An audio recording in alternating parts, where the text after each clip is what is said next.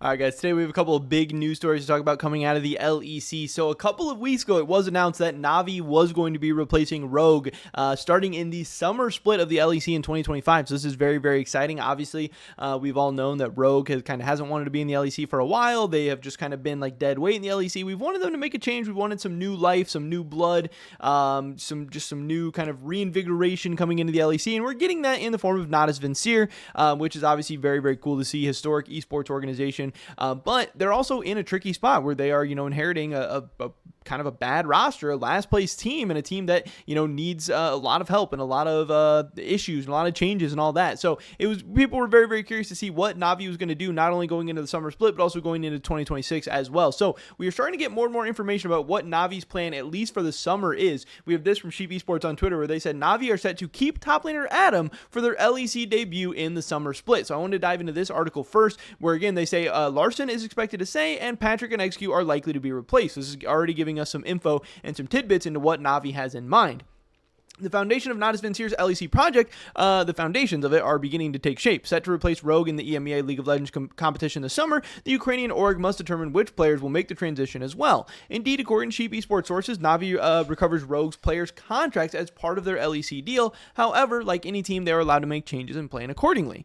Per sources, the team first plans to retain Adam. The top laner has undoubtedly been Rogue's standout performer and arguably their only consistent individual success. Since the start of the year, despite the team's poor results, finishing last in both of the splits so far, Adam regularly managed to hold solid laning phases, often emerging as the team's sole beacon of hope. Statistically, he is ranked as the fourth best top laner in the LEC this spring, according to our Sheep Stats tool, earning a score of 65 out of 100, a testament to the heavy reliance Rogue placed on him, which again, that's very, it's tough to put up good individual stats on a losing team. Everyone knows in League of Legends, when your team is so far behind, when everything's going wrong, when mid's inting, when bots inting, when jungle's inting, you're going to have worse scores, you're going to have worse performances. So the fact that Adam can still stand out even on a team that has been last place in back-to-back splits, I think that really shows something that shows not only like mental toughness and mental fortitude, but also shows like you're doing something really, really, really good, because this is a snowbally game. This is a team reliant game at the end of the day. Everyone knows that. The former Team BDS player led all top laners in kill participation during the spring split, 69%, secured the most kills per game, and is ranked second in damage per minute. In other words, Adam's continued presence in the LEC appears entirely justified, and Navi's reported intention to retain the French player seems logical. Still, according to our information, Larson, Rogue's franchise player, is likely to stay in NAVI. Although clearly less dominant over the past 2 seasons, the Swedish mid laner has long remained among the league's most reputable players at this position. He notably won the summer split in 2022 with Malrung, who returned to Rogue this year after a stint in Brazil. However, the duo has not recaptured the synergy that defined their peak in 2022, an edge that already seemed diminished in 2023, and their paths may soon diverge once again. The jungler's future remains unclear and is one of the major unknowns at this stage. And then again, talking about the bot lane a little bit, the other one is Rogue's bot lane. NAVI first planned to allow the duo, Patrick and Execute, to explore other team options. Nevertheless, NAVI may ultimately choose to keep their current bot lane given the sluggish market and the difficulty of finding suitable replacements. Long-standing figure in the LEC, Patrick has spent several years among the league's most respected AD carries. However, the Czech player now appears to lag behind the region's top performance at the position. Guys like Upset, Kalist, Hans Sama. He was the lowest rated AD carry during the winter split and second to last in spring.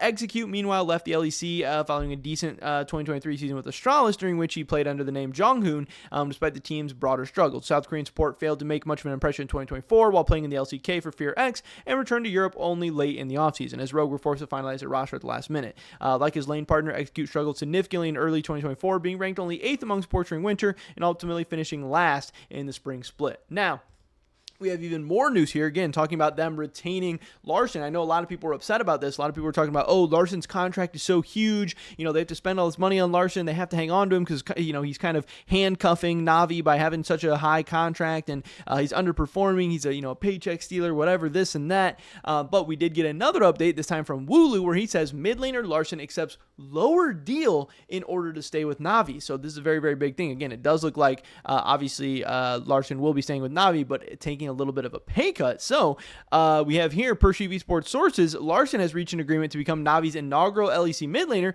staying with the org following its acquisition of Rogue's League of Legends structure. As part of the deal, Larson accepted a significant salary reduction, especially notable given that he was one of the highest paid players in the LEC at the start of 2025. Larson's new deal will be closer to the average LEC salary, which again we know has also kind of been going down over the past couple of years, way down since like the peak back in whatever 2020, 2021, whenever the salaries got really crazy. To understand how Larson earned such a lucrative contract, it's worth looking back at his professional career. He had, obviously, we know he's done crazy things with Rogue. They won a title. They went to Worlds. They did all this awesome stuff.